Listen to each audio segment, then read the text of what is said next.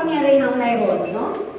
Kahit sa kapwa lang natin, kapag hindi mo sinunod, dahil nga yun ang kalooban ng Diyos. Kailangan tayo maging magsunuran, magmahalan, at higit sa lahat, pag-ibig na. Amen? Di ba, Mars? Mahal ba natin ang ating Panginoon? Amen. Palapakan po natin ang ating Panginoon. Okay? Gusto ko lang po kanina ituloy din sana kay Sister Tony, yung pagpapanalangin sa malapit ng mamayapa. Mga panahon noon, Sister Mel, hindi masyadong talagang pero alam ko na kung paano magdasal, pero hindi ako pwedeng umalis na walang kasama. Pero sabi natin kung ikaw talaga ay tawag ng Diyos, kaya nangangailangan yung mga kapatid natin ng panalangin, lalo't yung malapit ng mamayapa. Yung kapitbahay ko si Marita siya, yung tatay niya, is 98 years old na mga panahon noon. Hindi noon pa yun. Sabi nga natin, siguro sabi nga natin, pinapakinggan tayo talaga ng Diyos. Yung mga panalangin natin, pinapakinggan tayo ng Diyos. Kaya nga, ang binasa ko doon na banal na aklat, yung lumapit kayong lahat na nakapagal. Yun ang mensahe sa akin.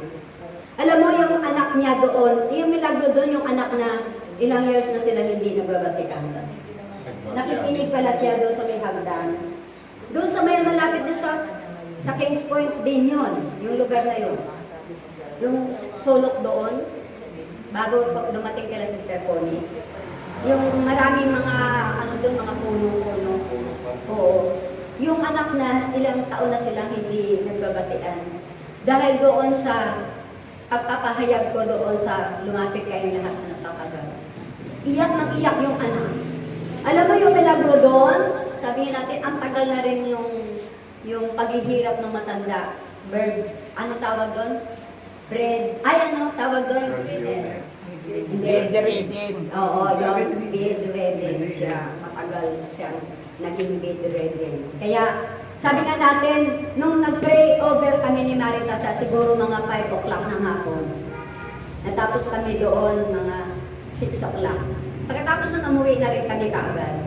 At pagkatapos nun, alam mo, pag-alis namin, pinatawag din si Marita siya dahil nalagutan ng hininga yung matanda. Mabuti hindi ako naabutan, no? Huwag naman sa kamay natin. Yun ang panalangin, huwag muna doon hanggat nandito pa ako sa harapan ng pasyente. Ganyan lagi ang panalangin namin, na huwag tayong maabutan dahil sa panalangin at maririnig naman yun ng mga kasama sa bahay na ibig namin, Lord, na bigyan mo siya ng kapayapaan ng isip at kapahingahan. Ngunit, hindi ang aming kalooban ang masusunod, kundi ang kalooban mo. Narinig nila yon. Kaya nga, napakabuti ng Diyos na kung paano ginamit si Sister Connie. Ako noon pa ay ginamit na rin ako ng ating Panginoon sa pamagitan ng panalangin. Tunay nga po, napakahalaga ang panalangin sa kapwa. Ipanalangin natin ang ating mga kapwa. Dahil pinapakinggan ka ng Diyos, dahil ikaw ay lingkod ng Diyos. Kilala ng Diyos ang kanyang mga tupa. Amen? Nandito ba siya ngayon? Amen. Palakpakan natin ang buhay ng Panginoon.